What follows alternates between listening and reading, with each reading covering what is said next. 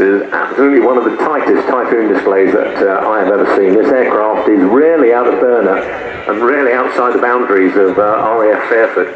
Absolutely eye-watering, given that this is a full looping display. Normally it's the flat show, which is a lot tighter, but this is absolutely stunning, and what a fantastic end to today's display. Fast pass coming shortly, accelerating the Typhoon up to somewhere in the region of 600 knots.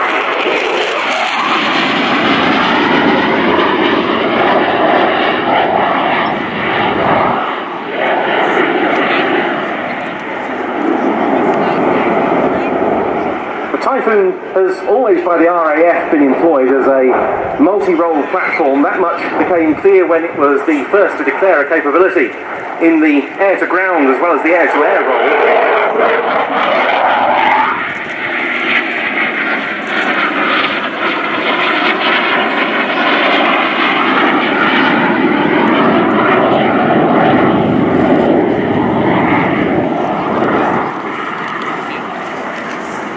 And then when British forces went to war over Libya in 2011 under Operation Elemi, that was borne out when the Typhoon made its combat debut, and 613 operational sorties were mounted by RAF Typhoons flying from Gioia del Colle in Italy. More recently, Typhoons have been much involved in Operation Shader, the UK element of the fight against Daesh in Iraq and Syria.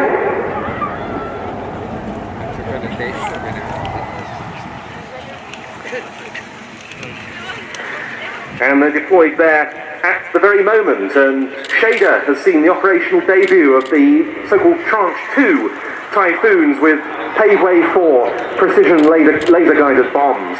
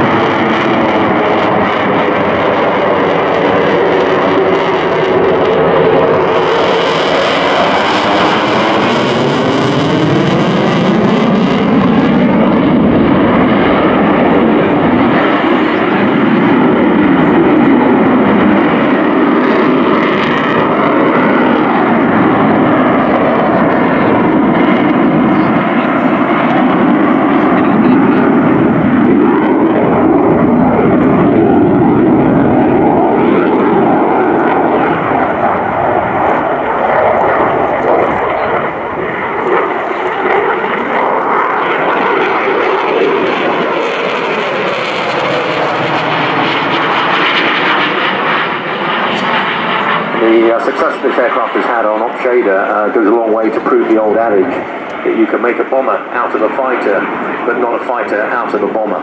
The inherent thrust-to-weight ratio and the maneuverability.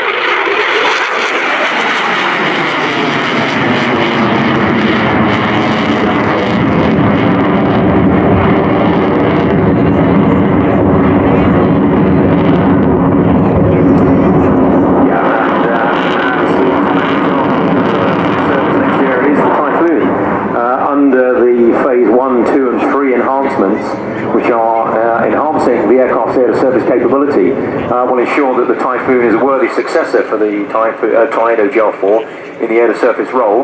Right now, the Tornado GL4 is the close air support platform of choice for the British Army, but in very short order, this aircraft will take on that mantle.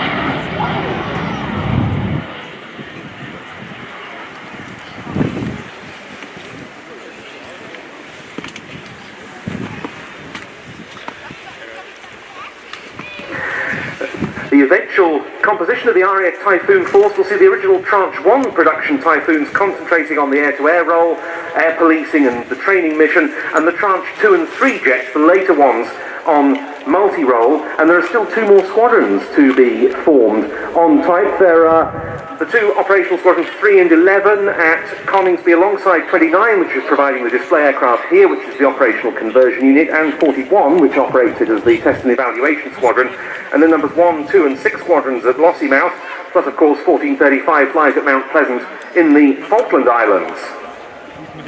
And another exciting role for these Tranche 1 aircraft is going to be the aggressor role. Very similar to the units of the United States Air Force operating the F-16 Viper. This will be the first time in many decades that the Royal Air Force has had a frontline aircraft that is operating in the role simulating many of the opponents that we may come across. But will they be painted in MiG-29 and Su-27 style colour schemes, I wonder? It's unlikely because they will also have a frontline role as well, so we don't want to get them mixed up. Well, a splendid way to bring this opening day of RIAT 2018 to a close. Flight Lieutenant Jim Peterson with the RAF Typhoon FGR4 with its special markings on the tail, celebrating RAF 100 as we are doing all weekend at RAF Fairford.